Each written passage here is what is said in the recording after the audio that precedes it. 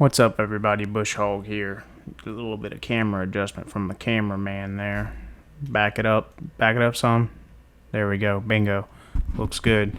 So I made this whole long drawn out bullshit thing like I normally do, and I'm gonna leave the end drawn out.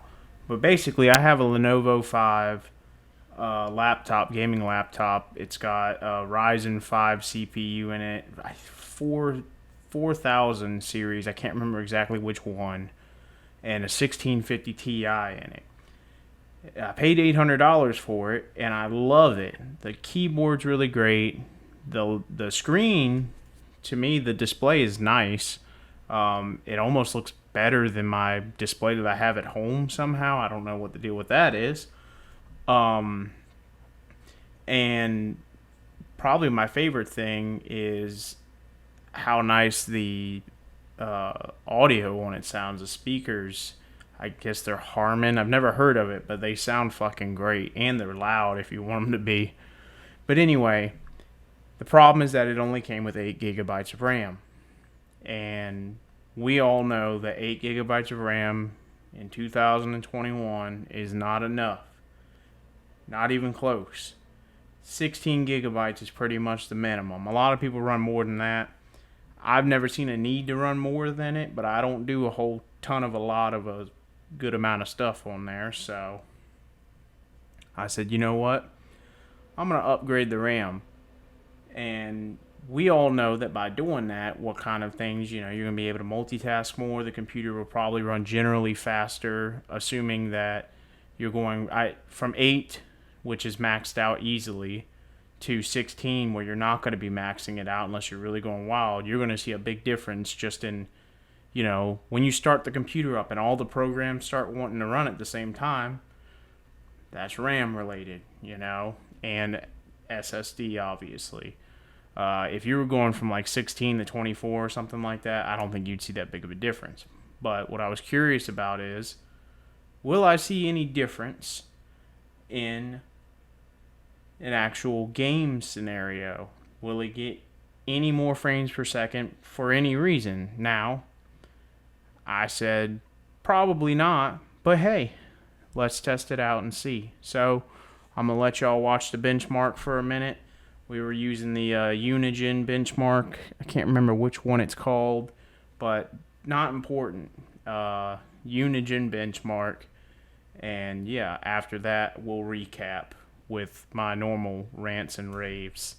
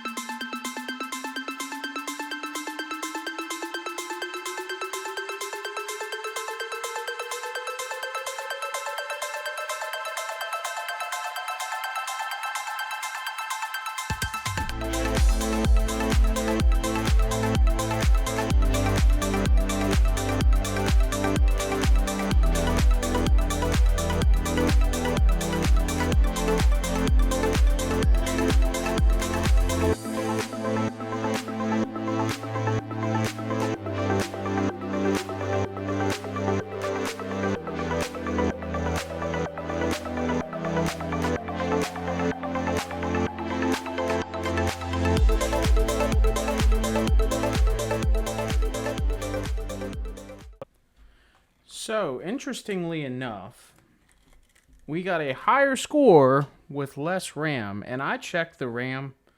So, what came out of it was 8 gigabytes of Kingston, PCR4, blah, blah, blah, DDR4, 3200 speed, megahertz, whatever it is. They're the same RAM. The only thing I did was take it from 8 to 16 gigabytes, and the RAM that I bought is Crucial, not Kingston. But in the first test, like I said, we got 5245 on the score, average frames of 39.23. On the second one, we got, okay, So on the second one, we got 43.97 and an average of 32.89. So I'm going to say that that's within the margin of error.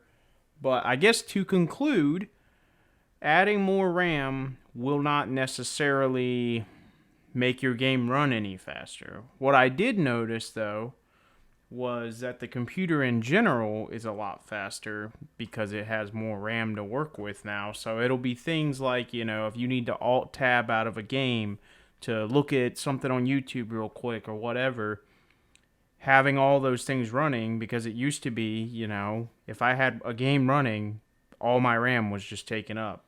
It's no bueno. Now, should be a lot easier. And for something that costs $60 to upgrade and maybe 20 minutes, I'd say it's worth it. The only thing that I will say, as far as installation goes, is make sure you have the right tools and be very patient, because the video that I'm going to link, that guy has a lot of cuts, in the video. The reason he has a lot of cuts is because I guarantee you he took probably just as much time as I did trying to fuck with it. Especially the power cable, trying to get the power cable out of the motherboard. That way you don't short anything out. These fucking nerds. That can be a real bitch, and I do not recommend a guitar pick like what he was saying. I was using a fucking, where is it? I was using this. we going, you coming out of there one way or another.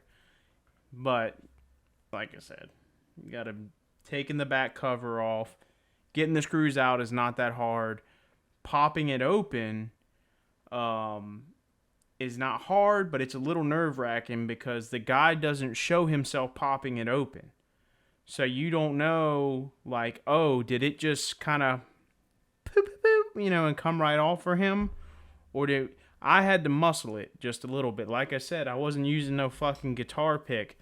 I was getting the old Black Mamba in there and giving her a twisteroo. But everything's fine. You see the laptop's still working, so I guess I did something right.